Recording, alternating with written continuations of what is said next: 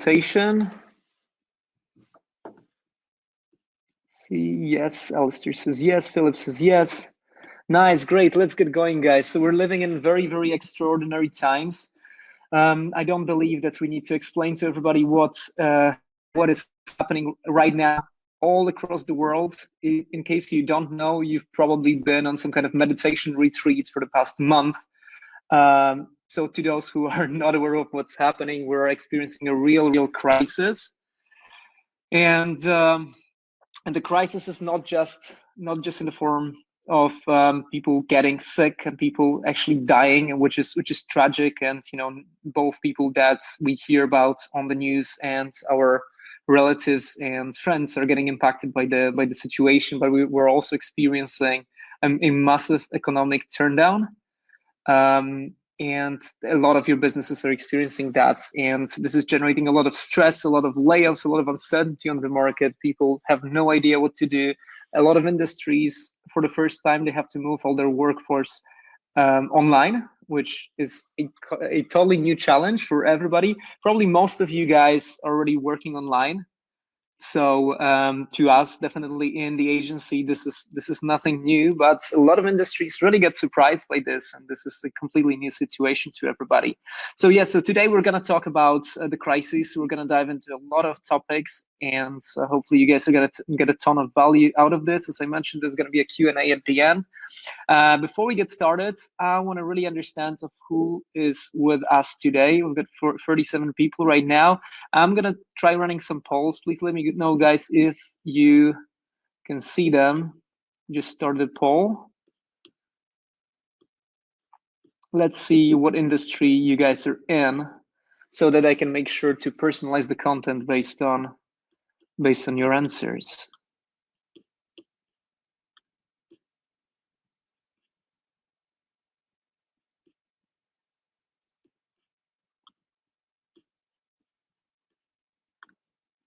Can everybody see the poll? Oh no, you can't see it. Now you can see it.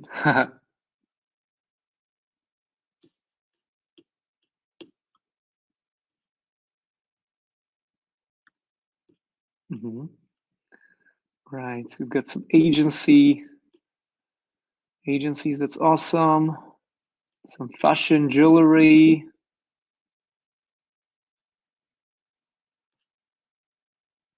Some people are just shy. We've got some travel people.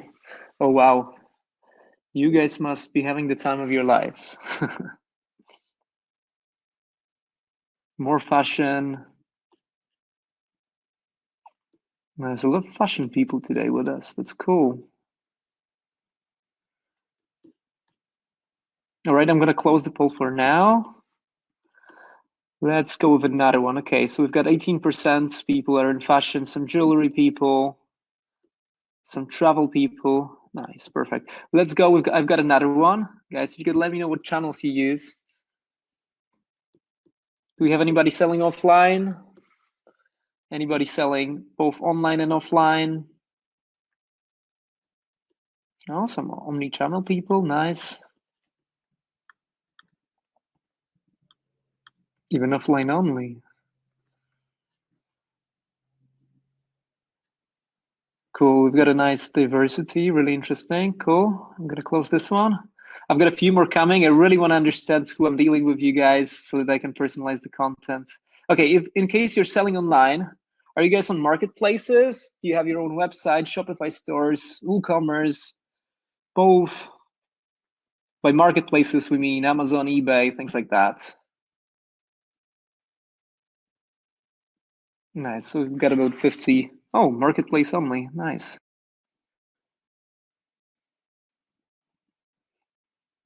Okay, so most of the people are selling on their own websites. I'm just closing the poll right now.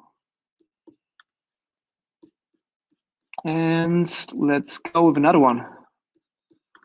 Where are you guys in terms of your stage of business? This is all anonymous, by the way, so don't worry with your answers.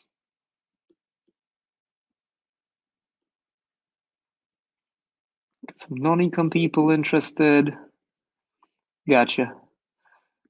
Okay, so we've got mostly people under 7 figures, some above. This is cool. I'm just going to close this one.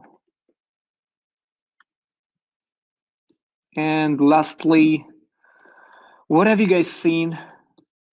What kind of impact has the crisis had on your business so far?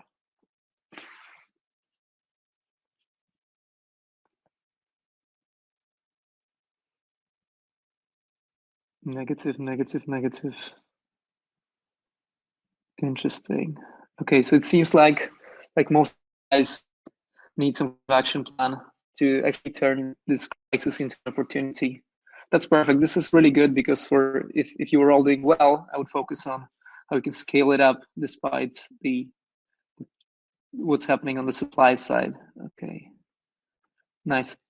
Okay, so as you can see, like we've got some diversity in the answers, which is cool and interesting because, you know, from what the media is saying, it may seem that actually everybody's negatively impacted on those fronts. But so here's what's happening, right? So everybody knows that people are getting sick, people are dying, the situation is tragic on the medical front, the hospitals are understaffed, under-equipped with masks and things like that. What's more, in terms of the economy impact, some people are predicting, I think that was the Bill Gates prediction, that the global economy is going to lose over $3 trillion, which is an insane amount of money. I can't even think of, you know, how many minimum wages it would take to make one. But also, what's even more interesting is that a lot of people, because the businesses are losing their markets, the demand is falling, then a lot of people are losing their jobs, and this is gonna make another, you know, situation difficult for more and more people, and further drive the demand down for so many different niches. But here's where the light at the end of the tunnel is, that as you guys could see from the survey, that not everybody's actually losing money. So in fact, some people are having the times of their lives. Some people are scaling up massively. I was just on a call with a client who we are essentially strategizing on what we can do to essentially be able to pump up the sales 10 times or more in the next 2 months because of what's happening in his particular niche, right? And the thing is that those people who are trending up, they're not just in the masks, sanitizers, and the food niches, right? Which is interesting. And even for the industries that you would expect to drop down, or where everybody is literally on the downhill slope, there are some outliers that seem to defy this logic, right? So today, what I want to dive in is what do those businesses do different that makes them strive while everybody else is unfortunately losing, and how you can make your business crisis proof, and how you can actually turn the crisis into the opportunity, right? So today, what we'll cover is we're going to talk about those different industries that are impacted in a variety of different ways. What do the numbers tell us? And we're not just going to look at the advertising data. We're going to look at the omnichannel data. We're going to look at what's happening on the supply chain side. So we really want to attack the subject from many different angles, because, you know, as you guys may know from your experience, there are just so many, you know, events out there and impacts of kind of analysis of the impact on the advertising side, but nobody is really talking about what's happening on the omnichannel side and on the broader business side of the e-commerce, right? And then we're gonna plan what needs to be done to overturn this into your favor, right? So we're gonna talk about how to manage the cash flow, how to unlock some savings without necessarily scaling down the systems, so that you don't need to start from scratch when the crisis is over, and also how to generate more revenue in the process. Okay. And then we're gonna do a Q&A session. So collect your questions and we're gonna dive right in. Positive offline, but online is dead. Okay, do you guys have, is everything working fine so far? The presentation is visible. I'm getting some weird messages. Okay, it seems that it's working. In case anything happens, I'll keep monitoring the chat, so just let me know. Perfect, guys. So who are we gonna have speaking with us today? We're bringing our best agency team here to talk to you about some different aspects of marketing. We've got myself. So just maybe to everybody who doesn't know Sales Genomics yet, so we're an official Facebook partner agency. We're an e-commerce scaling consulting agency. So we help businesses scale up the revenues and profits. through a combination of traffic and conversion rate and all kind of e-commerce consultancy. So today I'm gonna be taking the lead. I'm Matt. I'm the co-founder and CMO at Sales Genomics. We've got Andrew with us, who's our Chief Product Officer. He's responsible for the broad delivery in our agency, and he's also run and scaled and sold his e-commerce business for over 12 years. We've got Oscar, who's our great copywriter. We've got Marco, who's one of our best media buyers here in the agency, and he's going to talk to us about the advertising strategies for the crises. We've got Christian, who's our conversion rate optimization expert, and Alonso, who's our creative director in our agency. So if any of those guys, if you feel that you have questions to any of those guys, then please note them down, and those guys are going to answer them later. Nice. So let's dive in. What is the data telling us? First of all, so a few weeks ago, actually, I think it was last week, Facebook was holding this private webinar where they were sharing with us their insights from this breadth of data that they're collecting on all their users and all their advertisers on how different industries are impacted. And what's interesting is that because they operate worldwide, they were able to look at the data first of all in China or in the region in general. So they could see how the crisis was evolving in the place of origin, right? So China, as some of you may know, is actually getting back to work now. So this is interesting to look at their industries and how the market is responding to what's happening there, right? So this is a little small. I'm not sure if you guys will be able to see this properly, but essentially what Facebook is saying is that consumer products are going to see the lowest impact on sales in general. So we've got here the estimated global restart, Q4. Move comment up right corner. Absolutely. Let me do that.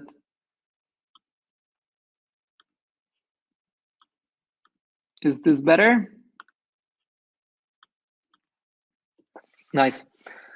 So yeah, the consumer products would be impacted the least, and the hospitality, things like restaurants and stuff like this, they're going to see a massive issues in their performance unless they come up with some strategy to take it over. Automotive, airlines, very massive impact. Feel free to take a screenshot of this. I'm also going to be able to send you the copy of this presentation after the fact. Just drop me a message on Facebook. Consumer electronics, this is going down a little bit as well, but just like consumer products, Facebook estimates that they're going to be one of the first industries to get back on track.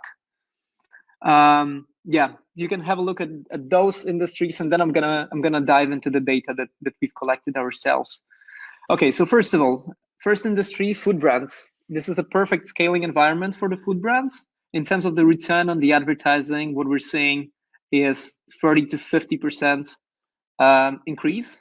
Conversion rates are pretty much stable. If anything, we're seeing a little bit of an increase. But what is very crucial in this niche is that the fact that the cost of advertising or cost of impressions have dropped by 30 to 50%, which means that we can scale much faster. We can worry less about the quality of the audiences that we're hitting or the competition on the auctions, and we can push the budgets much faster. So how do we interpret this data? The primary thing that's happening is that the consumers are staying at home. So there's much more eyeballs on the social media platforms that we can compete with other advertisers on, which means that there's overall less competition per person, which leads to decreased costs per impression, right? Now, the consumers are also, they keep browsing around. The food products are one of the necessities. The demand for them is not dropping at all. If anything, it can be increased. So that's why the conversion numbers are mostly stable, and the return on the advertising is increasing as a direct result of this cost per impressions drop. In terms of fashion, we're seeing a massive instability here. The return on the advertising is down. At least it was in the previous week. It was down by 20 to 40%.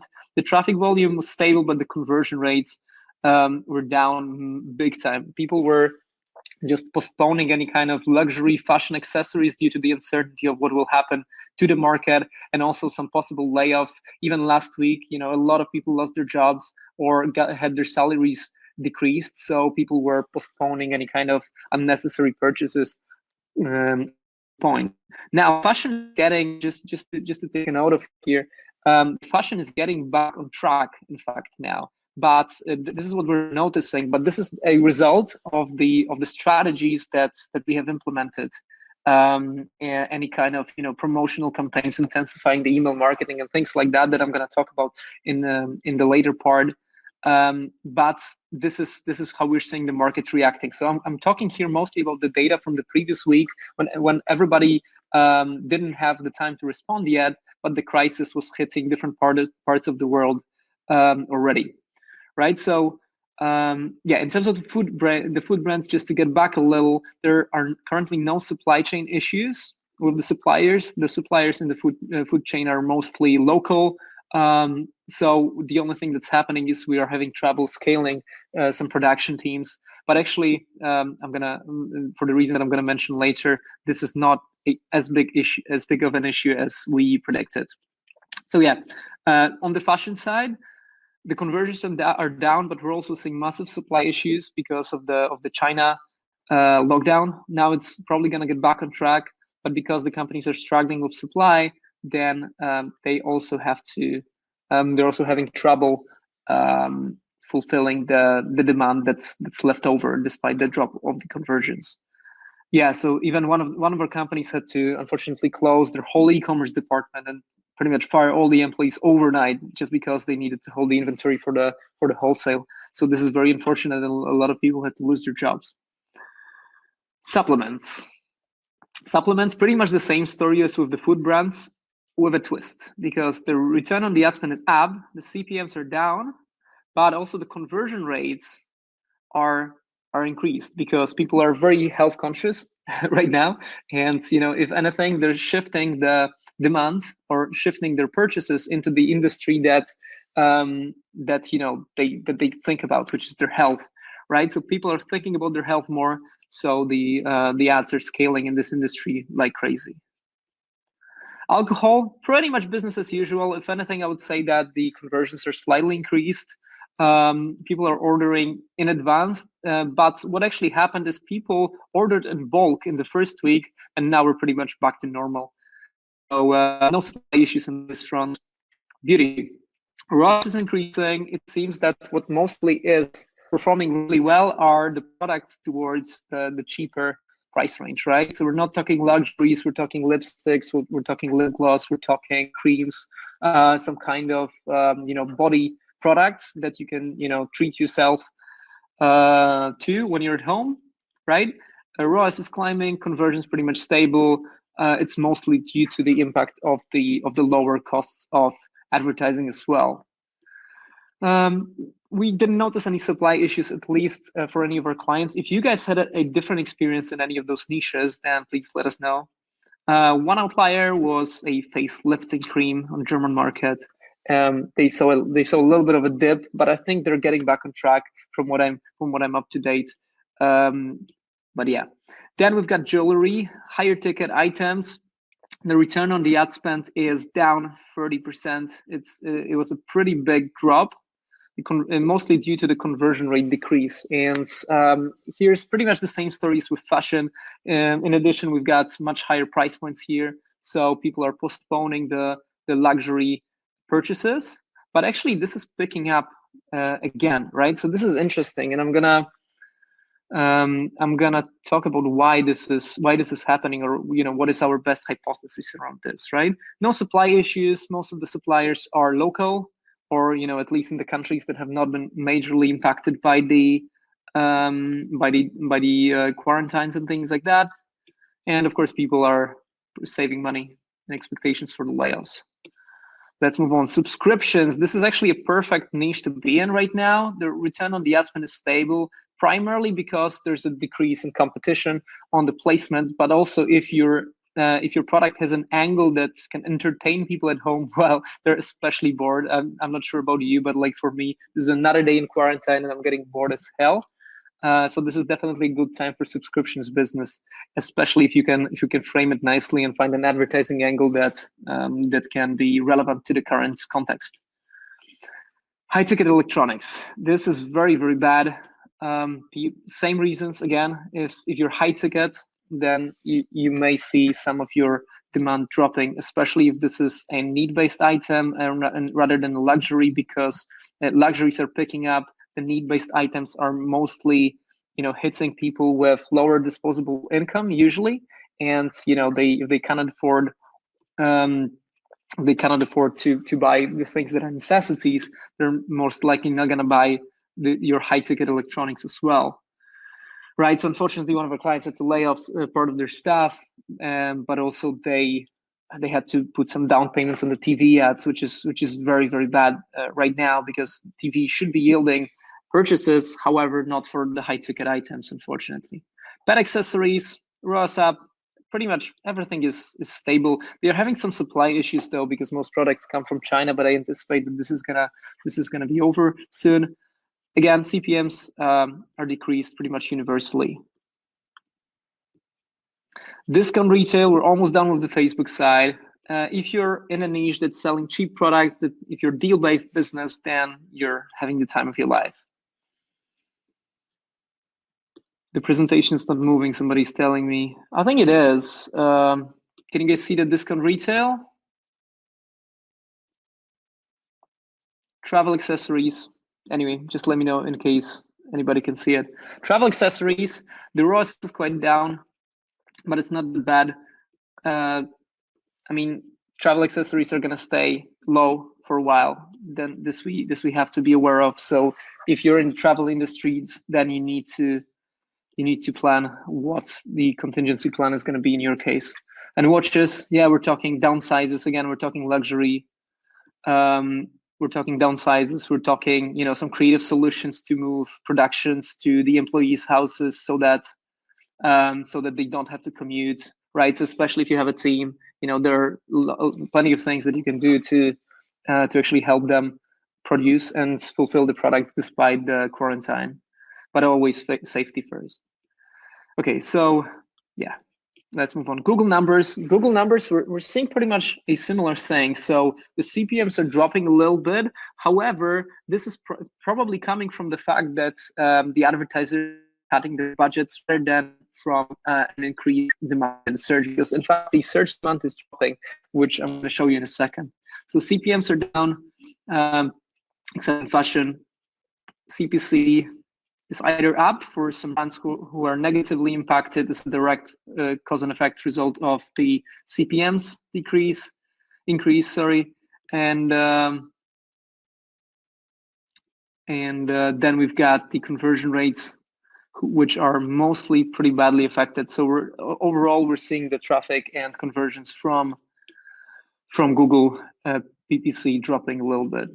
Email marketing. This is interesting. The open rates are much, much higher. This is universal, both on the campaigns and the automations that you're running. The click-through rates are pretty much the same or a little bit higher. However, in terms of the email revenue per recipient, it is mostly stable. So the only thing that's happening, so our email campaigns are in general bringing either very similar revenue or more, but let me tell you why. So there's generally less traffic and less new subscribers because the campaigns are mostly the advertising campaigns are mostly on the downturn, but we're mitigating that by increasing the frequency of campaigns and decreasing the segmentation, shooting the emails broadly and things like that.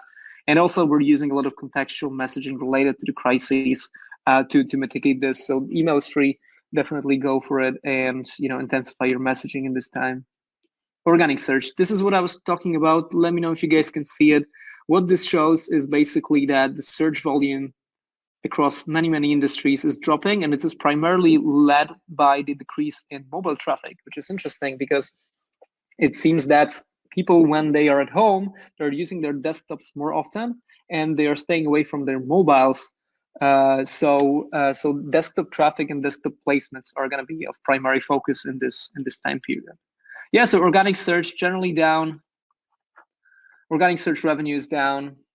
For supplements, the search volume is down as well, but surprisingly, the organic search revenue is up. So we're talking increased conversions. Cool. So in general, to summarize this data, we're seeing a consistent drop in the cost of advertising. People are, sitting at home, as I mentioned, on social media, competition. The consumers are in generally feeling the uncertainty due to the probability of layoffs, and they are withholding the purchases for luxuries and things like that, right? But at the same time, people are still bored, and they will not hesitate to buy cheap items and some nice food, some things that can entertain them, subscriptions, home training equipment, and things like that. Even beauty, so that they can still feel good even though they are not leaving their houses. So it's just a matter of tweaking the messaging, and we'll dive into that and everything. Health markets are living the dream. So everybody is going to be health conscious, at least for a while, at least until this is over. So if there's some delay, I'm going to wait with this slide. Yeah, so the conclusion is people are still spending money online. As you could see, probably, like 50, we see a 50-50 split between people negatively impacted and people positively impacted by the crisis, right? So what's actually changing is people just spend money on different product categories. And this is exactly where the opportunity is. If your brand is on the decline, I'm just reading it out, don't panic. I'm really serious, because we are already seeing some positive bounce back. China is getting back to work. Consumers are getting used to the sitting at home, or getting used to the fact that they might spend some time at home, and they're also planning their next purchases, and primarily they're bored. So crisis is also an opportunity to maximize the efficiencies, right? You're gonna be able to cut the campaigns that you might not have run, that you might have left running for a while. If for the crises, you might have put up with some less than efficient cost structures and things like that. So this is the time to get lean and get ready to come back stronger when the crisis is over. So what now, right? So how do you act to not run out of cash and actually keep making money and possibly make more than you have before the crisis? So first of all, I wanted to address one thing, because I see a lot of this advice floating around that, hey, the CPMs are down, just keep advertising, stay on top of people's minds, right? So you need to keep the brand out there and things like that. Once people are ready, you will see a bounce back, right? But the problem with this is that we have to live in the short term. Nobody's holding, I presume that, unless you're a massive corporation that is holding huge stockpiles of cash and you can afford to burn money for months, then probably this is not going to be the right strategy for you, right? So first of all, CPMs are down, but so are conversion rates for this industry, right? So if you're in an industry where the conversion rates are down, then this is not going to be the right thinking for you for this time period. You need a strategy that will both be working for you in the long term, but also in the short term sustain your cash flow needs, right? And then so this is pretty much related to the same topic, that the low CPMs will actually only benefit the product categories that consumers are buying, right? There's no way that you're just gonna keep showing people ads and not profit on them for 6 to 8 months, right? Which is, some are predicting that the situation may last for as long as that. So you'll need to strategically refocus what you're selling and to whom and how before you actually decide to ramp up your ad spend, right? So now we're going to move on to the second part. We have put together, based on what we're seeing work across based on analyses, based on the Facebook's data, based on our brainstorming with our clients and our team, put together a framework for how you can keep making cash, keep your cash, generate savings, and reduce costs while still maintaining your systems that you've been building over the previous years. And also, we put together a market plan, which is how you can diversify your revenue streams, restructure your product portfolio, refocus branding, and redistribute marketing budgets in a way that is going to be profitable for you, both in the short term and build your long-term assets in the long term. And then we've got the people plan on how you can work with your team and strengthen your company culture so that you can come out of this situation stronger with better people that believe in your brand and will follow you through the fire, no matter how many crises your brand will have to weather. So let's talk about the cash flow plan, right? First, we're talking costs out, right? So how can you reduce your costs? There's a lot of ideas here. I'm literally just going to be reading out through most of them and expanding on some of those. You're going to get the whole deck of this presentation. Again, if you have any questions about those, please either prepare them, post in the group, or just drop me a message on Facebook and I'll respond. Right. So first of all, explore automation opportunities within your admin tasks, manufacturing, fulfillment, marketing, and sales.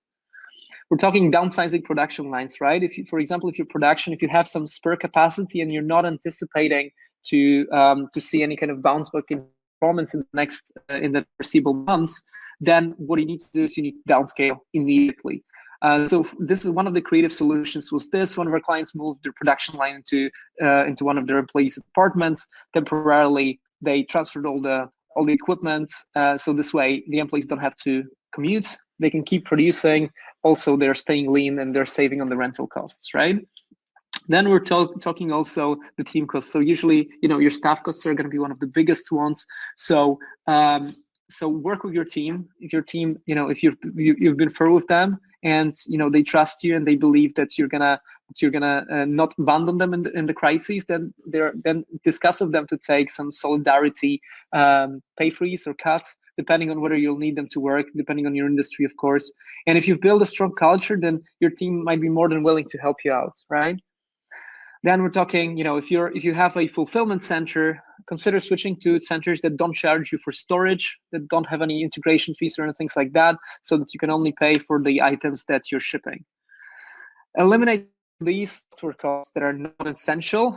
You'd be surprised how many business owners we have who have apps that they didn't even know they have them. So just go through your P&L and see what costs are coming out that you actually don't need. If there are certain items that you don't know what they're used for, just consult with different parts of your teams and just get rid of things relentlessly, even if it's just a few dollars. Then we're talking restructuring marketing budgets, which we'll talk about in the next section, in the market plan. Then marketplace-wise, we're talking, we've got some interesting tools to manage the cash flows. For example, you can use cash flow financing companies in order to kind of skip the payout delay between acquisition of the customer and payout of your cash, right? So marketplace would usually take a few days. Amazon, I believe it takes about 14 to pay you out. So this cash is essentially frozen and you cannot reinvest it into any other kind of marketing channels and things like that. So you can use companies that's going to fund your purchases immediately, and they are going to receive the money from Amazon in 14 days. And actually the charges on that are not huge, and this can mean a massive difference for your cash flows as well. Then also consider switching to credit cards that provide cashback for advertising spend. You can even get up to 10% of your spend back to reinvest into other activities and salaries. So you can also research some credit cards that would pay your ad spend upfront and allow you to pay that back later, which means that essentially you're getting a few days leeway. And in general, the advertising networks would not take your money immediately. You would get charged either at the end of the month or just like at 2 points where you've got one billing threshold, and then at the end of the month you're getting an invoice. So all those acquisitions that you've acquired until that point, you get the money immediately unless you're in marketplaces, or maybe after 2 days if you're using payment processors, and then you're going to pay for your ads for after a while. So you're keeping. Any recommendations on the cards? Yeah, I recommend this company that they're called Payability. They're really cool, and a lot of our customers are super happy with them. So check them out. We're talking. Some of you may be sitting on a huge stockpiles of inventory, and this is a big cash freeze, especially if you need to cover your costs and things like that. Yeah, so you may want to reduce your cost through some kind of promotional campaigns, and especially, I know that a lot of you may be hesitant of kind of discounting your brands, but we're talking about a very, very special situation here. If this is the tool that you're willing to use for your particular case, then this may be something that you want to consider. A lot of brands, even kind of pretty high-profile ones like All Saints, are running 25% off daily campaigns that. To kind of get rid of their inventory and sustain the sales that they need to cover their fixed costs, right?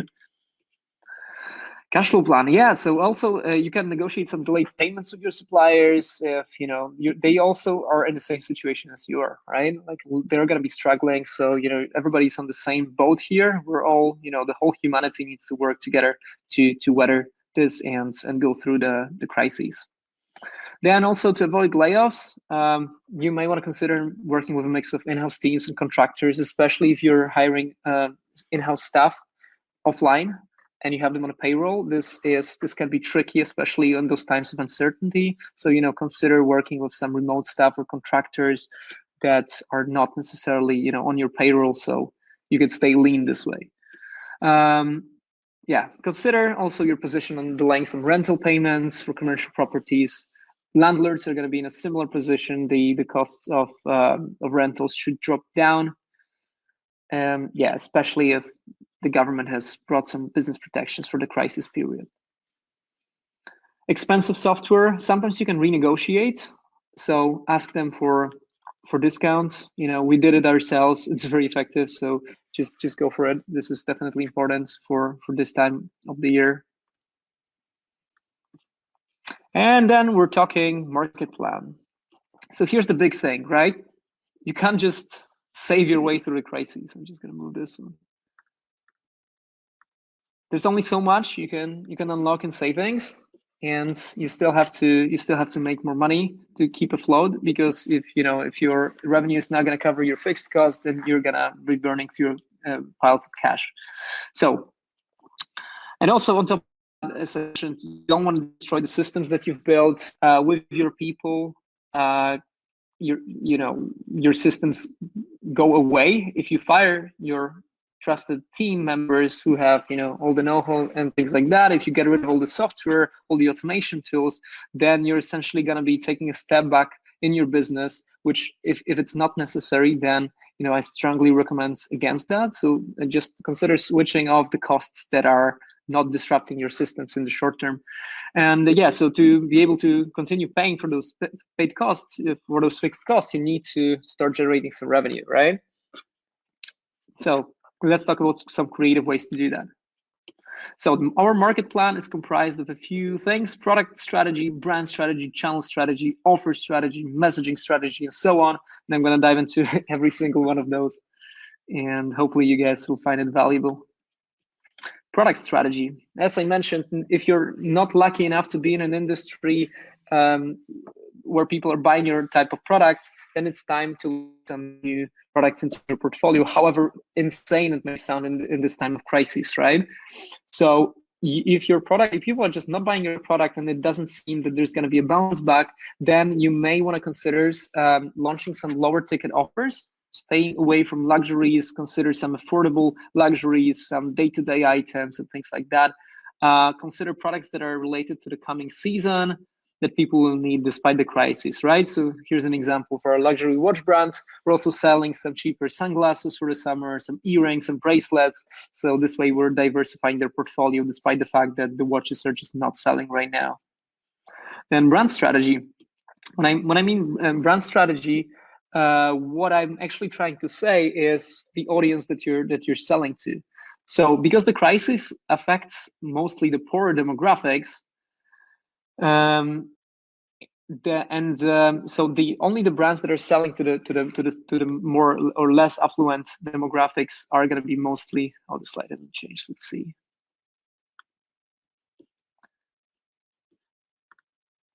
What is happening? Can you guys see the slides now? Matt, tell me which slide you're on, and I'm gonna switch it because I think I'm switching it, not you, all the time. Really? It's called brand strategy. Okay, so product strategy. Interesting. Should be okay now. Sounds good. Yeah, so what I'm trying to say is if you're selling to more affluent demographics, what is happening is they are going to withhold their purchases for a little bit, but then they are not going to blink before buying whatever luxury they want to buy because the crisis is not affecting them as severely, right? So if you're selling to more affluent demographics, then you're probably going to be fine. Unless a big proportion of your audience is actually less affluent demographic that are saving for your products for a while. Then so if you're not in that niche, then what's going on? Then considering targeting customers with some more disposable income, using some higher-end branding, using some better creatives, using some targeting options to kind of that are related to people who can have more spending, then this could be a solution for you. So you can simply sell the same product just in a more affluent demographic, or you can consider launching a different product to the same demographic that is more in line with the categories that they are ready to buy right now. Channel strategy. It goes without saying that offline retail needs to push a little bit more online. Then if you're offline, we don't know when it's going to end, and even if it ends, people are still going to be skeptical about offline. So if you're not yet selling online, then we need to move you there right now.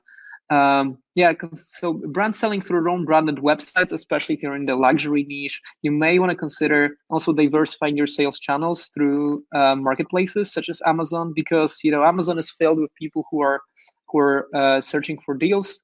You may need to reconsider your pricing strategy or launch some kind of limited product categories on Amazon if you want to attract buyers and stay competitive, because let's face it, on Amazon you're competing on price as well as on the value of the product. But usually somebody who's somewhere in the middle or the cheapest wins. Now, if you are considering to move to Amazon, one thing to avoid is to not make the prices on Amazon lower than your website, because then your website traffic is gonna escape and people are gonna start shopping on Amazon instead of on your website. You're gonna see your conversion rates dropping big time, and you will not know what hit you. So this is an important thing. Also consider not launching all your collections on Amazon, because then people will have an additional incentive to visit your website instead of shopping through Amazon. Also, if you'd rather not compete with your own brand on Amazon, then you can consider launching some separate lower-end brands for marketplaces only, right? So this way you'll build a diversified portfolio of products, some high-end, some low-end, and this portfolio should be a crisis-proof one and should keep you afloat for a long time. Offer strategy. As I was giving you an example of the All Saints, even if you're a brand that doesn't typically like to use discounting in their strategy, then some strategic discounts is actually a great tool to get rid of inventory, to sustain the sales, to engage your email list and things like that, if that's the way you want to go. So first of all, never mention that this is a COVID sale, that you're selling this out because of the virus. Just consider framing it as a lifestyle angle for the kind of work from home style, right? So if you're sitting at home, if you're selling beauty, for example, use an angle, you may still look pretty when you're at home, right? Just as an example. And I'm sure you guys can find something much more creative. Yeah, so also what's working really well is those Black Friday style store-wide tire discounts, right? So where we have, for example, 3 different tires with 3 different order values. So above $100, you're just getting a free shipping. Above $200, you're getting an additional discount. Over $500, you're getting a 20%, just as an example, right? The exact numbers, you're gonna have to tailor this to your product price point, to your current average order value, and what kind of bundling options and cross sells you can offer to your customers. Yep. Make sure also that you and your marketing team, when you do run discounts, right, one thing to keep in mind is that you can't run a discount campaign at the same target return on the investment, right? Because you're essentially making more profit per sale. So this needs to be adjusted and communicated with your marketing team. What is our target for this particular campaign or for this time frame when we have this site-wide offer running on our website? Messaging strategy. So how do you communicate with people who are sitting at home and bored and browsing, and they are scared and don't have any money to spend? First of all, make it relevant. As I mentioned, focus on staying at home. Focus in your creatives. For example, put people who are working from home in your messaging strategy. Use some clever tools on what people might be doing at home that may make their life better. Entertain them. Entertain the board scrollers. Give them a product or a tweak on your product that they can use to make their lives more engaging, to still have some content to post on their social media, despite the fact that their life is getting increasingly boring at home. and you're gonna be there, right? Then if people may have some new pain points while they're working from home, so consider what those might be in your particular niche, and figure out if you can come up with some interesting marketing angle to make your ads more relevant in this context. Now, this is a very good one, and it's working really well, and at the same time being really good for the crisis situation, giving way to profits to charity, emphasizing that in your messaging. It's a big thing, right? You can also consider letting people know that, hey, we're going to give you a discount, and you can choose what discount you're going to get, and how much you want us to give to charity from your purchase, right? Stuff like that. This is also an interesting angle. Definitely don't mention the virus. Don't use any COVID-19, any coronavirus words in your copy, or your advertising will just not go through. And also try not to use that on your website, because Facebook is screening for that. They have massive policies now around kind of preventing fake news and exploiting the situation. And they banned all advertising for masks. So you don't want to get your ad account banned. Right, and also be transparent with your customers about the shipping delays in order to avoid getting negative feedback, right? So people are at home, but they're still expecting, especially if you're selling in the US, they're still expecting, bold, fast deliveries. So if you're expecting some kind of supply issues, then just let them know in advance. In fact, one of our customers has found a cool twist on this. They put on their website, due to extreme demand, your orders may be expected to be a little delayed, which is actually true. They do have an extreme demand, but even if you don't, consider that tweak.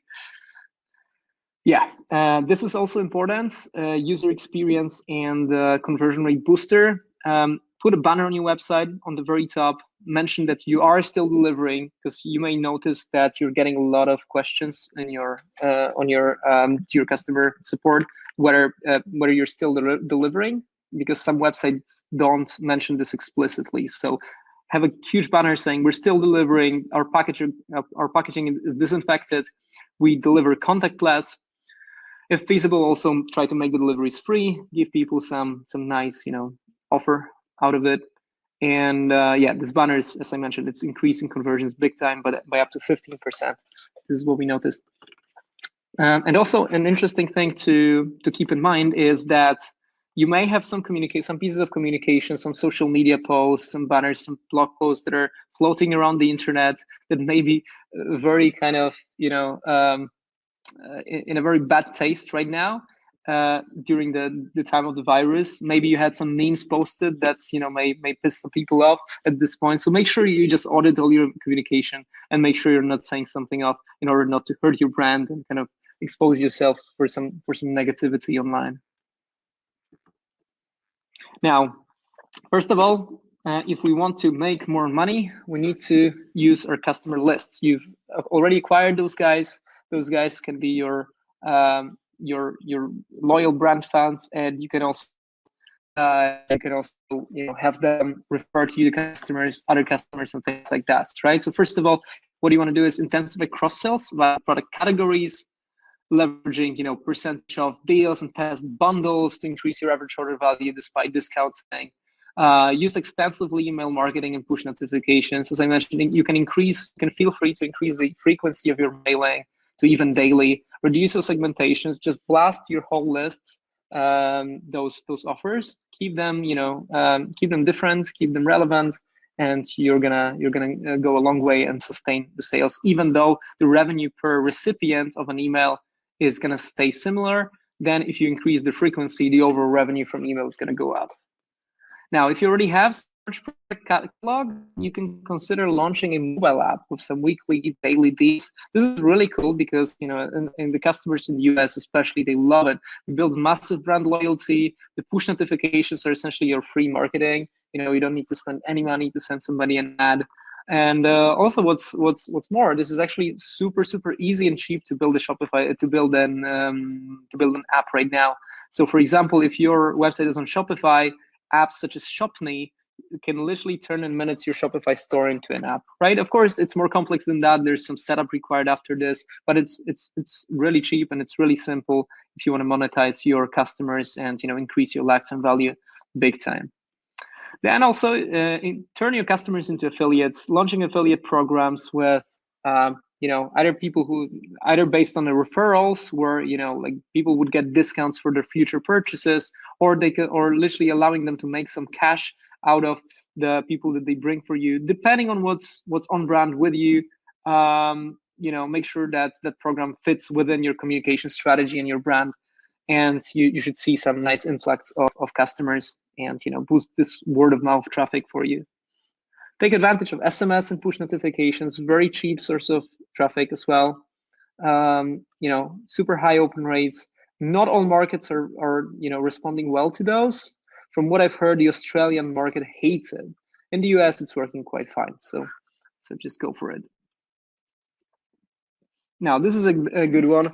If you have a huge email list that you don't really know what to do, maybe you don't have any other products to sell to them, your product is not the typical repurchasing material, or you think you've maxed out already on the amount of cross sales you can do, then consider doing joint ventures with other brands that have some product lines complementary with your target audience, right? So you can reach out to them, you guys can make a deal, some kind of affiliate deal, or you can do a webinar together, you can share your pixel data, and you can blast ads to their audience and vice versa. You can plan some joint communication. You can even create common bundles. You can make a bundle of one of your product, one of their products. You give some profits to charity. You launch a common communication. You share your audiences and things like that.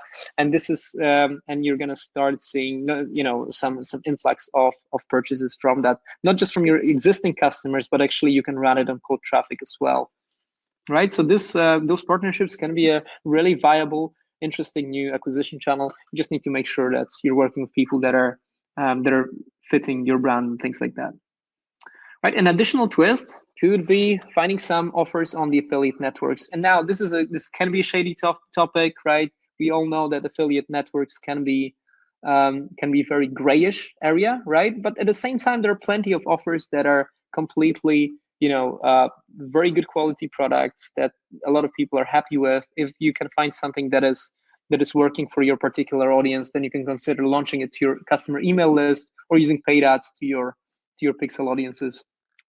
And your customers will appreciate the diversity of the products, right? Because you're essentially giving them another opportunity to engage with your brand and purchase something that they need. Now, increasing average order value.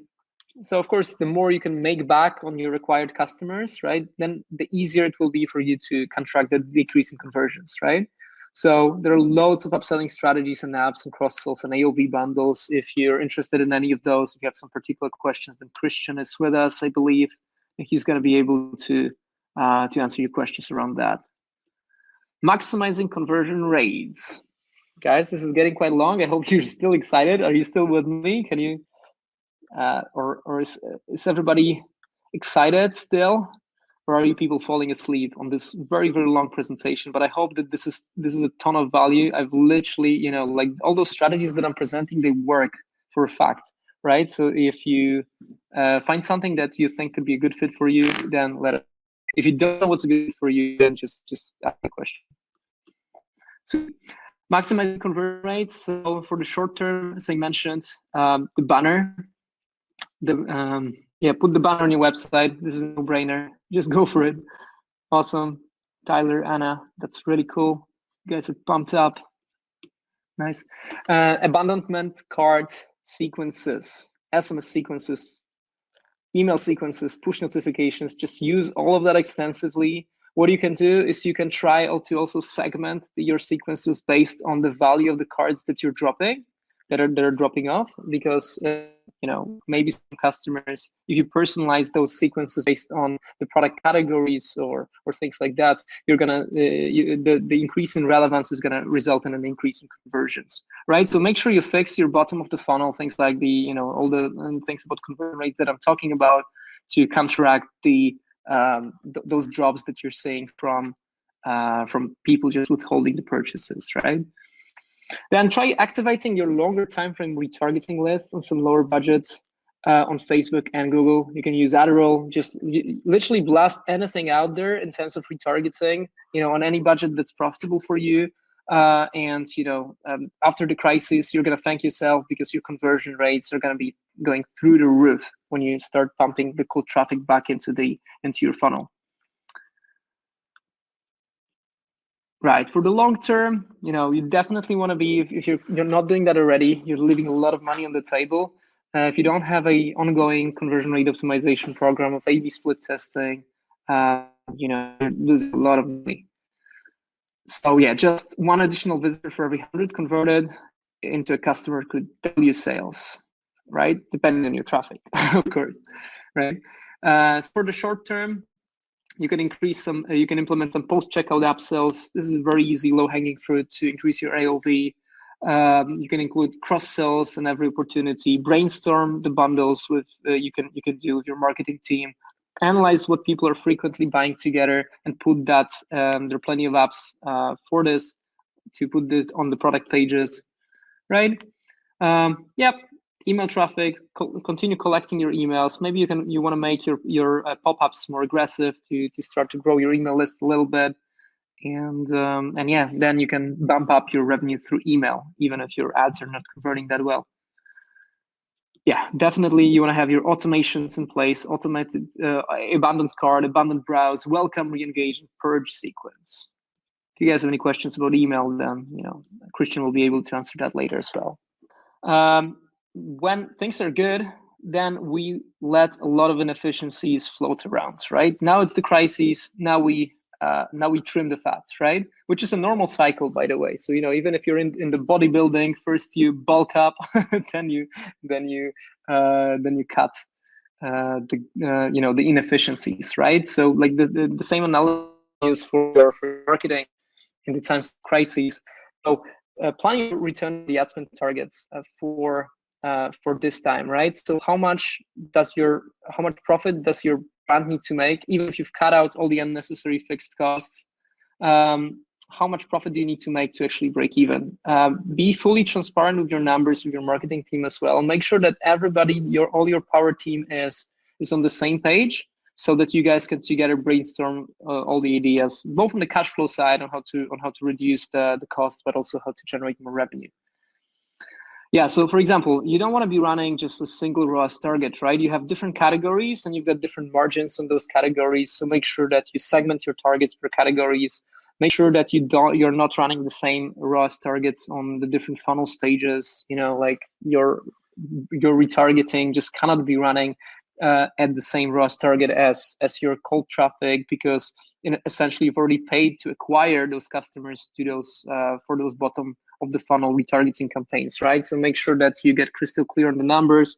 There's a process for that. If you have questions, then just let me know and I can answer. Yeah, so this way you'll improve your profitability and your cash flow. Right, we've got a sheet here. I'll also post it later. That can help you basically plan where you need to be in terms of your profit to cover your fixed costs, and how is that dependent on your ROAS versus spend the ad. So yeah, keep profitable campaigns, cut the rest, and you definitely want to keep the retargeting running. But as I mentioned, readjust the targets for those. But also you don't just want to be running retargeting, because eventually your retargeting is going to run out of traffic, and then everything is going to go to hell, and you're going to end up with no sales whatsoever, unless you have a pretty strong organic traffic coming into your website, right? So you need to strike a balance between prospecting and retargeting. Don't just cut the prospect campaigns. It's definitely not a good sign. Yeah, also double down on high intent channels. Google search, Google shopping extensively. Those are your friends. Maybe you want to cut on the brand terms a little bit, because they tend to be one of the least necessary channels if people are already searching for your brand. But anything else, just keep it, double down, as long as it's profitable. Literally just started a Pinterest campaign for one of our clients. I think it's with us today, and it's already getting some good results. So literally day one we're profitable. I haven't checked the ads today, but it seems promising so far. So Pinterest is, the reason it's good is because it's intent based. So people are actively searching and making and planning in their purchase decisions, right? Even if they're not buying now, then they are actively considering purchases if they're on Pinterest, right? What is more, the traffic is insanely cheap. It's probably about 5 times cheaper than Facebook.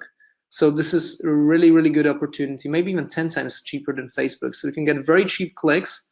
And if your website conversions are really good, then you're going to be, way ahead of everybody who's just advertising on Facebook.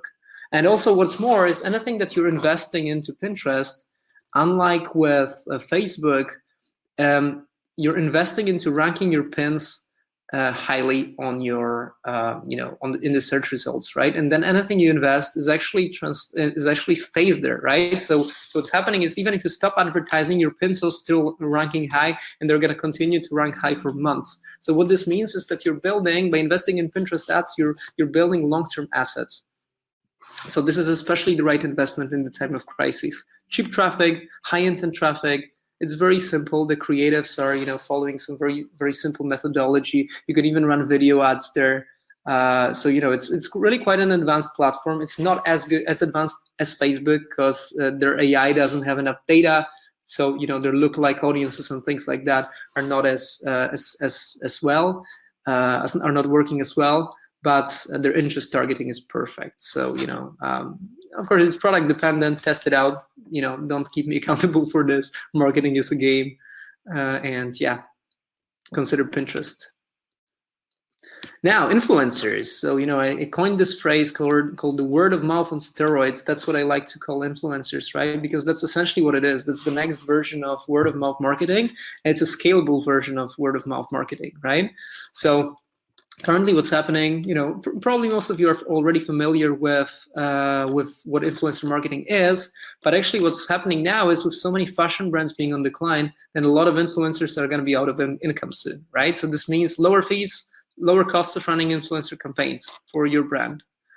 Why consider influencers? Twofold. The reasons are twofold, right? So first of all, the influencers have trained themselves to be great content producers. They've tested what works for their audience. They can see, okay, this post is getting a lot of engagement, this one is not, and based on that, they've trained themselves to do high quality content that is highly engaging and potentially even sells, right? So a lot of people are, one of the big objections for the influencer marketing is that it's not a performance marketing channel, right? That people, the audiences of influencers are not buyers, they're just engagers, right? And this is sometimes the case, but when I think about influencer marketing, I actually think about a combination of influencer marketing and paid advertising, right? So we coined this synergy where we would take this user-generated content from the influencer campaigns that those influencers have given us, right? So we don't just want them to run shout-outs to their audiences, right? That's one, that's expensive. Second of all, it's not scalable, right? And it's not building me any long-term assets, right? So we don't want that. We're not interested in this. What you want to do is you want to work with some micro influencers who are going to be perfectly fine to just run those campaigns for you and give you good content just in exchange for free products. They have some small but loyal audiences, so you're going to get the benefit of that. But also what you want to do is you need to get the full rights to use the content in your advertising strategy, right? And then you take that content and you use it to feed your performance marketing campaigns to also make this influencer strategy more scalable, because the influencers' audiences are going to run out. But if you take their content and you run it to completely new audiences, then you're getting the best of both worlds, right? The naturalness of the influencer content and the scalability of performance marketing, right? So this is what you want to do. And user-generated content, it works absolutely best for social platforms because it looks native, right? This is what people tend to see in social media, and they would usually just not even consider this as an ad, and that's why it's kind of passing their barriers to advertising, because nobody wants to be persuaded or sold on, and through the natural style of marketing, you can actually run profitable campaigns. SEO, search traffic. Why search traffic, right? So probably if you're in e-commerce, you've mostly have been running paid ads because that's faster. You can just turn the tap on and you're getting sales. But actually what SEO is great for is, especially in the times of crisis, is a big diversification tool, right? Even if your ads are not working, even if your Facebook ad account gets banned and things like that, your organic traffic will keep flowing in. So if anything, this is what you want to invest in. Now, SEO is also kind of notoriously known for being very ineffective, and nobody can tell you, hey, what kind of results am I going to get from my SEO? And this is definitely not for everybody, right? So what I'm seeing is that if you have a new store, definitely don't go this way. Focus on other channels, influencers and paid, and also. But if you already have an established store, if you're running loads into your paid advertising, then your site would already be established. Your domain has a good reputation, and there are a few low-hanging fruits that you can use to start getting some organic traffic pretty fast, right? And also, as I mentioned, the investments into SEO will continue to pay off, just like with Pinterest. So if anything, invest in that. So yeah, that's what I said exactly. So you want to find some SEO strategist, make sure it's white hat. You don't want to just risk your brand or anything like that through some illegal backlinks. And you want to optimize your website, start building backlinks and writing some good quality content, and you'll be surprised how many low-hanging fruits you have. Offline marketing. Can you guys see my slide now? There's a little bit of a delay, but that's cool.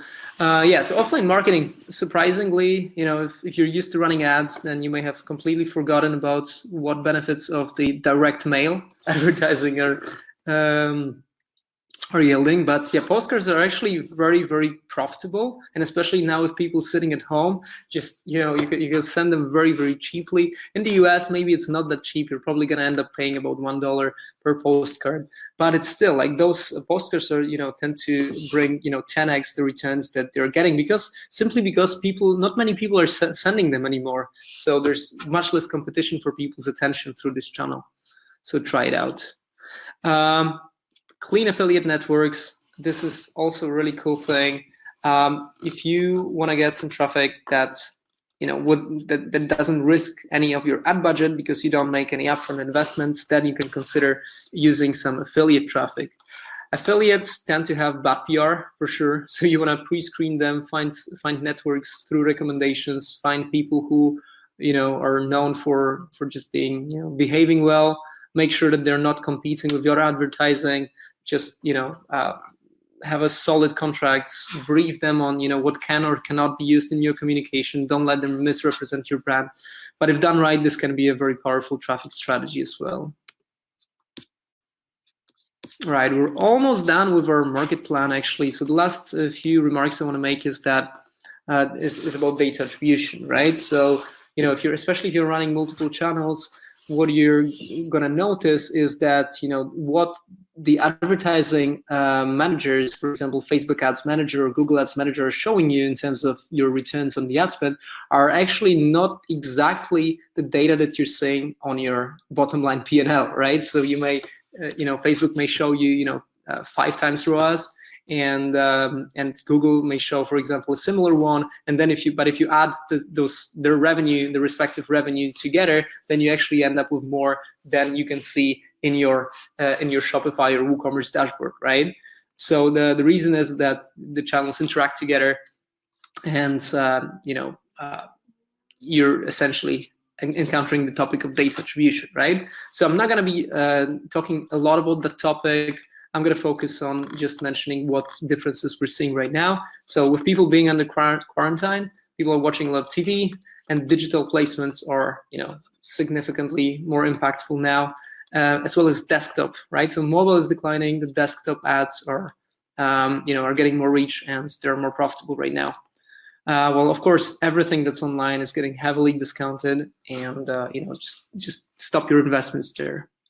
So most digital brands, if you've been only selling through digital channels, you won't see that much differences, and maybe except for the desktop switch, right? But do monitor your Google Analytics attribution model comparison tool and Facebook attribution reports to see how your customer behavior is changing, and restructure your advertising budgets and targets for your marketing team accordingly. And supply chain, right? So we're talking about the opposite side of the spectrum. what if you cannot get your inventory, right? Do you just stop advertising altogether? What do you do, right? So pre-orders are definitely something to consider. There are ways to set up pre-orders on your website very easily without actually lowering your conversion rates. There are apps for that, and there are ways. Our team is great at actually figuring out some cool strategies for that. Make sure that your audience knows what is actually in stock and what is not in stock, and also coming back to the banner side, just let them know you're actually shipping. You would be surprised how many. So I've actually purchased some products, and then I get an email and, hey, we're actually not shipping. Here's your refund, right? So this is pretty annoying, and some people may think that you may also not be fulfilling orders right now. If your employees stay home, consider fulfillment centers. Just make sure that they don't have any interruptions, but a lot of them are operating just like normal. They just have different safety measures in place. Now, if you need to scale up production, it may actually now be easier to hire people, not more difficult, because people are getting laid off, right? So if people are getting laid off, just reach out, post on social media, reach out to people in the similar industries. You may actually take over some of the very qualified people that are currently getting laid off if your brand is currently doing well and you're ready to scale. Just in your recruitment strategy, emphasize that the work safety first in the workplace. You can arrange a car to pick up your employees and drive them to the place of work to kind of not make them take the public transport. So this way, you can maintain scaling, especially now when the CPMs are down. This is crucial that you get the most out of it. Right, and order stock and packaging as soon as you can. So China's getting back to work, which is great, and a lot of you can resume your orders. Don't forget about packaging, right? Like a lot of people are. They're massively stocked up on ingredients, on the products, but the packaging is the issue. So make sure that you have enough of that. Right, and lastly, the people plan.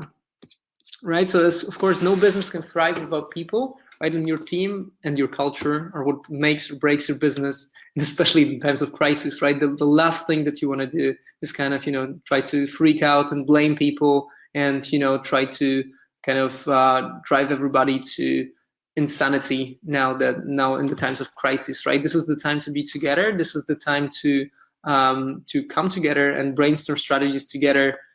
Be super transparent with your team. Tell them what the situation is on your cash flow side, and brainstorm with them on how you can keep the company afloat, right? So they may have some great ideas, just like our team did as well.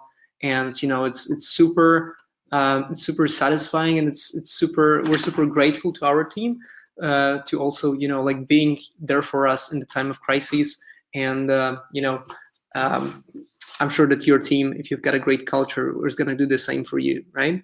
So hopefully you'll all come out of the crisis with a stronger culture, more efficient business, and more successful, and you're going to be ready to take over the market once a lot of your competitors are going to be out of business, right? Cool, guys. So this is the end of the presentation. It was a lot of information. I can appreciate that, but hope it was valuable at the same time. So now I'm going to be ready to take some questions. And yeah, so guys, if you can just type questions into the chat box, and then I'm going to make sure that I assign the right person to answer it.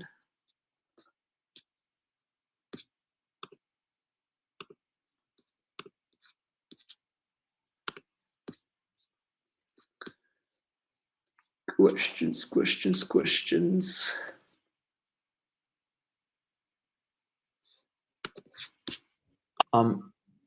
In case there are, what we can do is also ask some of the team members if they want to add anything to what we said.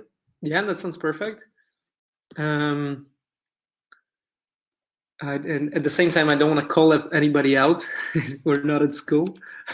But maybe Marco, do you have some interesting perspectives on it? Do you want to request to speak? I think I can't just let you speak here.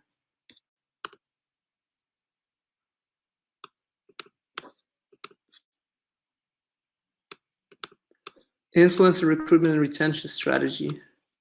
This is cool. So, influencer marketing, like especially the strategy that I'm talking about, right? you've got let's segment it out, right? We've got the macro influencer campaigns. So this is what people traditionally call influencer marketing, right? You've got agencies who've got exclusive rights for any content that some big influencers with millions of followers produce, and they charge you thousands of dollars, if not tens of thousands, for some exclusive posts that are only going to last for a day or something, and then you're not even getting the rights to the content, things like that, right? This is not what we're talking about. We're talking about the micro influencer campaigns, right? And this is really more than people make out of it. Like, I literally set the infrastructure for it up in a day, because all you need is sit somebody down to reach out to those influencers, do your research and things like that, and you just need to tweak your messaging to those guys, tweak how you talk with them, tweak your negotiation strategy. You definitely want to have a really good person that's handling your influencer relationships, that's for sure, right? And you want to have a person that's going to communicate on brands and that's going to represent your brand's interests in the best way, that's going to get you the best deals with influencers, maintain those relationships and stuff like that. But it's really that simple. You research the influencers that you think are going to be the good fit for your brand. You reach out to them, start making conversation, figure out what people are interested in collaborating, negotiate with them, ship them the product, get their content, give them feedback on that, and yeah, own list of influencers.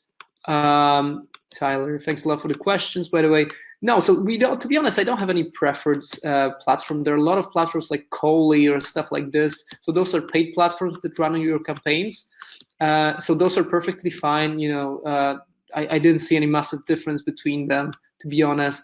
A good one that I wanted to try, but I haven't yet, is the one that switches kind of the frame here, where influencers, instead of you reaching out to influencers, the influencers actually bid on your projects, which could be an interesting thing to test out, but I haven't tested it myself.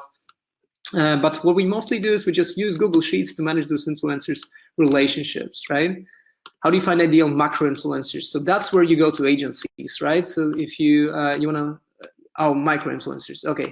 So you want to, depending on your goal, right? So our influencer strategies would, for example, if I'm looking for images in terms of content, I'm going to go to Instagram. If I'm looking for videos, your best bet is going to be YouTubers. If I'm looking for bloggers, because, for example, I want to run traffic to blog posts and later redirect people back to my website, then, which is, by the way, a great strategy for the beauty niche. If you have a product that requires a little bit of indoctrination, education, then working with influencers and running traffic to their blog posts was actually one of our best converting funnels for one of our projects. So many questions. And then, so you research bloggers using Google, you research Instagram using Instagram, using hashtags and things like that. You research YouTubers using search on YouTube. And that's literally all there is. You just need to give your influencer person a nice brief, who is a good fit, who is not a good fit, review it with them, and then, you just go through cycles of iteration, let them manage that, and optimize as you go. Send a lot of follow-ups, by the way, so influencers may not respond as fast as they can.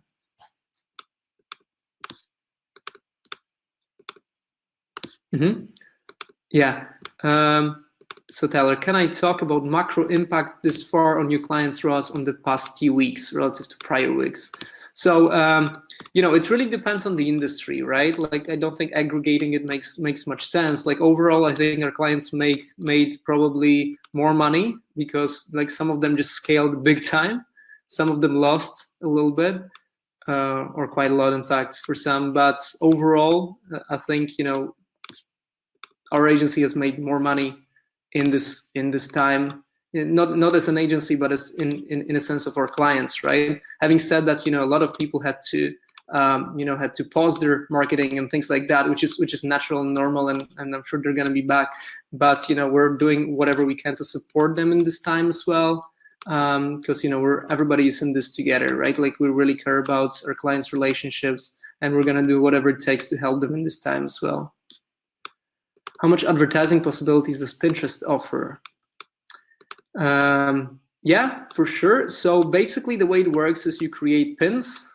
You have to do a little bit of an SEO on your Pinterest if you wanna make this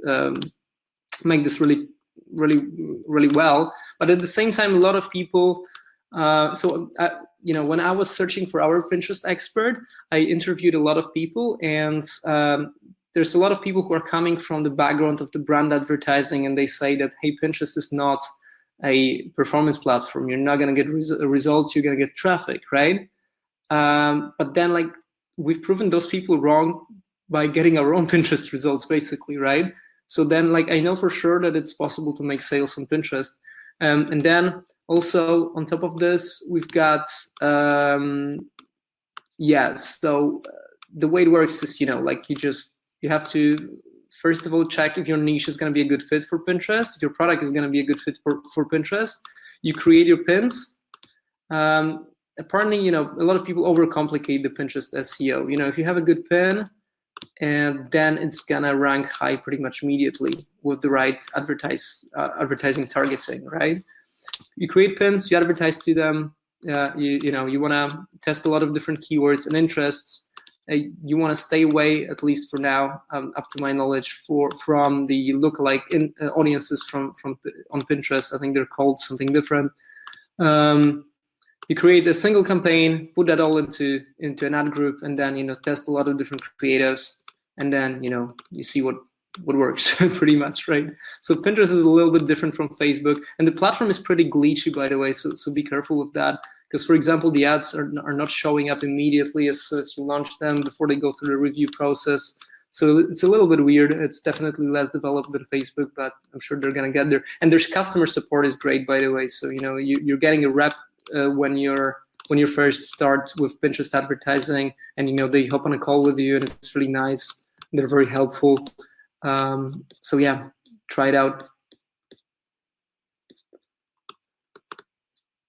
Are you offering in-house management of influencers? Yeah, we've tried that. We can do that as well. But to be honest, as I mentioned, it's a really simple thing. You can put your VA onto that. So if you need that, we can help. If you want to keep that in-house, go for it.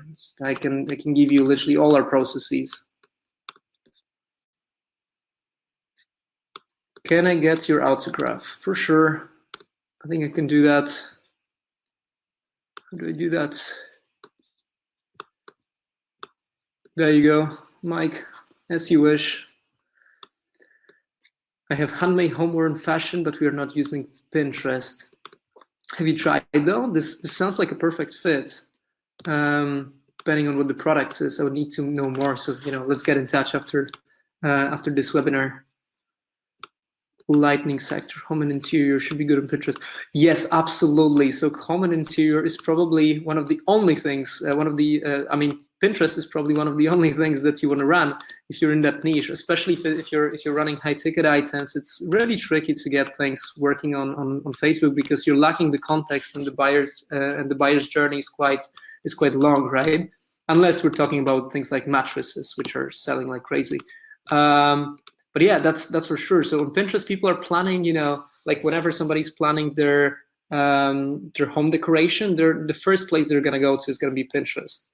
So they're gonna, plan their pins, plan their purchases. If you're on there in front of your audience, then you're definitely in the right place. Test it out for sure. Oh yeah, here we go. Okay, I gotta turn audio on. We're all learning. This is all learning curve. Yeah, kind of cool. The audience is very patient with us. We really appreciate that, guys. The next webinar is going to be way better. Marco, so first of all, Marco is calling us from Mauritius. What's the situation like there in terms of local business, and what kind of impact are you seeing on our accounts? In our account or in Mauritius? In our account. Let's start from Mauritius. I think some people may be curious what it's like, what the situation is like in Africa. Mauritius, I think, is going to be this big problem because it's a very tiny island. People don't listen that much. They don't want to stay at home. So government is enforcing total lockdown. But I think it's the same everywhere. But here we don't have a lot of infrastructure. So So we're trying to get there, but it's under control for the moment, but numbers are going up. But I mean, I think for people that have business, maybe they can even take a little bit of a rest for a moment. They can pause. There's a lot of people that are actually very wealthy. People that work like me internationally, there's a lot. I think it's okay. The problem is for the average person that they just make $200-300 and they can't save. So even these days, that's the problem. They need to go every day to the supermarket because they don't have enough cash flow. And so this doesn't help a lot with stopping spreading the virus. So I'm laughing, but it's actually complicated. From a digital standpoint, what's been interesting is that I didn't expect, but there are a lot of little agencies on the island that are very different from what we do. So, kind of social media, very basic stuff like that. Platforms are growing to help people to sell online. So that's very interesting. I hope it's going to bring a big switch to the island overall for the future. Apart from that, our accounts in general, I put my hands. Well, as you said, food or delivery or basic things is like crazy. It's like, whoa, exploding. The better the product is, the better the infrastructure, the better the offering. If it was already competitive, now it's like, whoa, exploding. For the other things, I mean, sometimes it's tough to say, honestly, because there's some products that you would say, okay, this one are doing very bad, and then we've seen that they're not doing so bad. So maybe a couple of things. If you can financially, if you are in an acceptable financial position, I wouldn't stop advertising, particularly on Facebook. That is a big driver. I'll try to maybe focus a little bit more on the retargeting, see how it does. But at the same time, also keep an eye on the broader audiences. So maybe not necessarily cold, but your old, very, like going back in time, retargeting. Why? Because I don't know, people are switching behavior these days, and maybe there's people that they were considering your product, but not in a specific moment. But now things change, and now they're home, they have a lot more money, and they maybe they're changing their behavior, they're working a lot.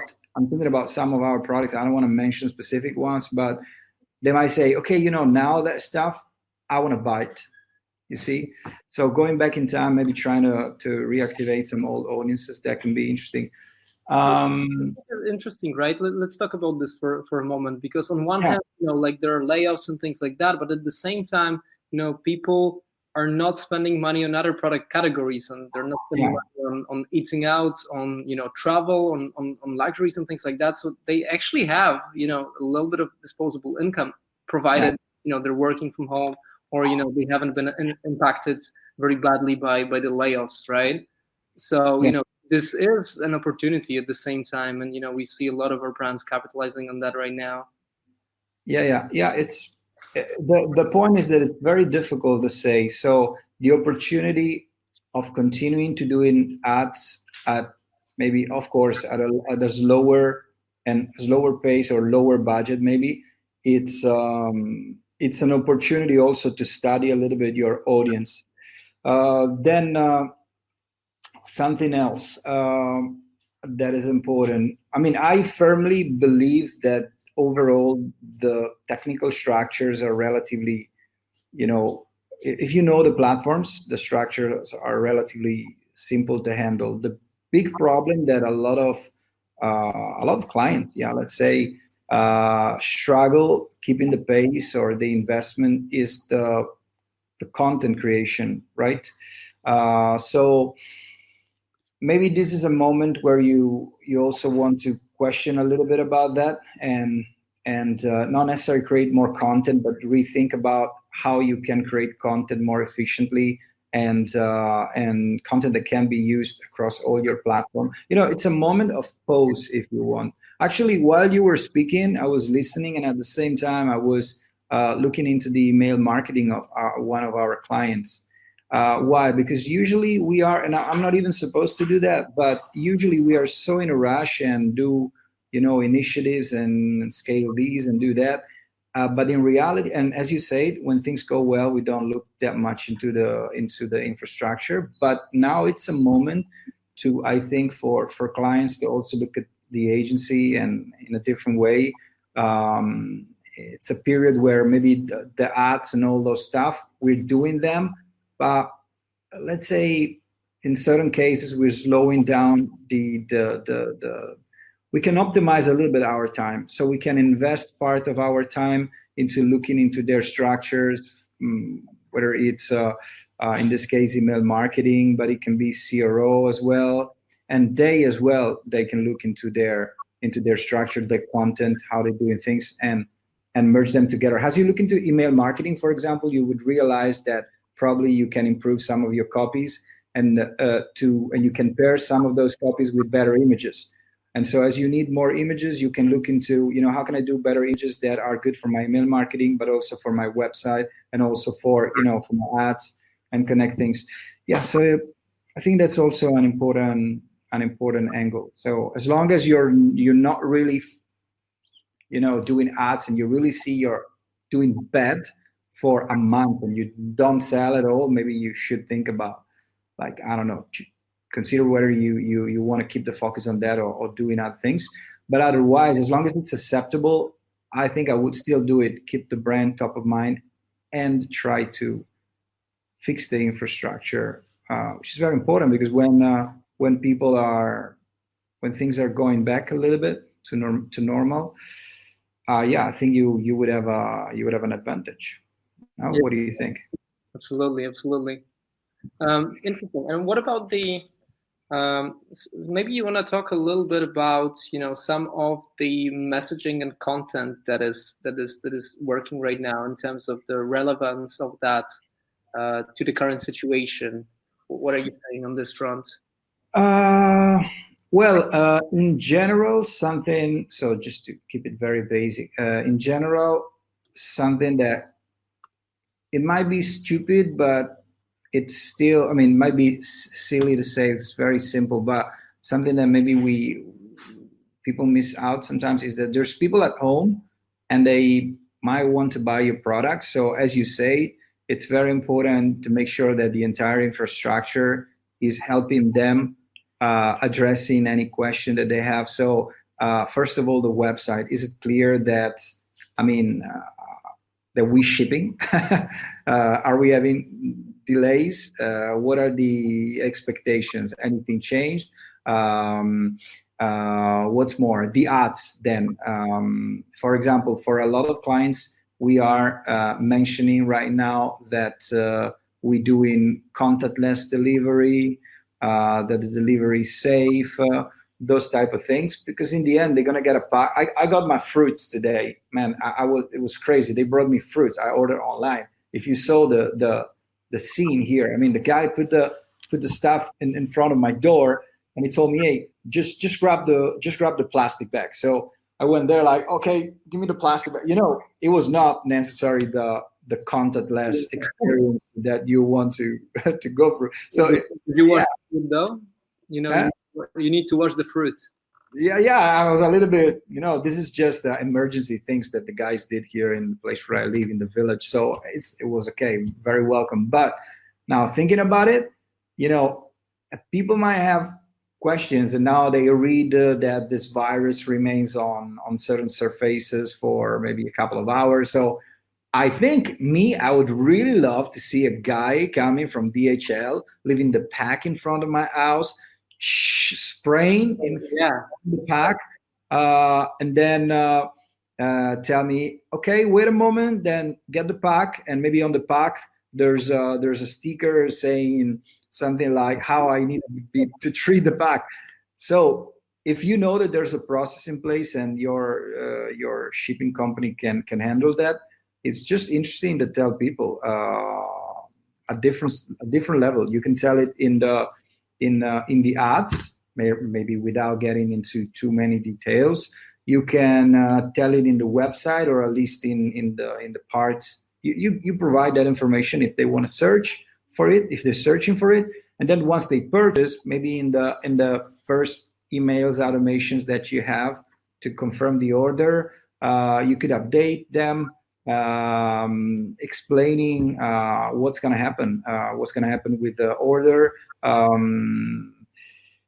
Maybe you could also consider adding some more steps. So let's say that at some point you actually go and pick and ship the order. So if there are steps in your shipping process, that could be cool. I place the order, I receive an email today, everything is done, it's cool, expect this.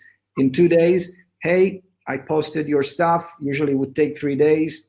Don't get worried if it takes 7, we can control that, but it's on its way. Keeping people engaged. So it goes back to the email marketing and definitely Facebook is not gonna make the rules in terms of customer feedback more lenient, just because there's a virus situation, right? If people you can actually apply for that, but only if you have documentation. So there's an option to request a review, but you need to submit official documents that prove that there's something disrupting your the shipping, so that yeah. Otherwise that stuff, don't mention it to me, because that's really crazy. I really hate that customer feedback stuff, because it's affecting some of our clients, and in some cases I believe it's really unfair, because they offer all the things that they have to offer, which is customer support, their refund, et cetera. But then probably the way the questionnaire it's set up, it's misleading, because maybe you don't like a product, you ask for refund, you get refunded, but in the questionnaire they just ask you, did you like the product? And you say, no, I didn't. But they don't ask you, okay, did you get refunded? Or, how was the overall experience? So I think it's misleading. People maybe answer without any intent to negatively affect the business, but then it actually creates, it can literally kill a business, this stuff of the customers. Remember this, I think I've seen it somewhere recently about this, where a brand in the niche of the smoking cessation, right? Apparently their product was pretty decent, but as in that niche, it's not just dependent on the product, whether you were quit smoking or not. It's also dependent on you. And then people who, despite the product being very effective, people who didn't manage to quit, they would just trash the brand on social media, and that led to running their accounts and things like that, which is a really interesting case. But yeah, Marco, so thanks a lot for the inputs, and I think we're going to need to wrap it up, unless anybody has some last questions. And I appreciate you speaking up. I know it's late in Mauritius right now, so stay safe and stay cool. Nice presentation, man. Thanks a lot, guys. Thanks a lot for coming, and stay tuned for some more content. If you like this presentation, then please let me know in the group. Write some nice post about that. And if you have questions, as I mentioned, also post them in the group or reach out to me directly if needed. Cheers. Everybody stay safe. Enjoy your quarantines.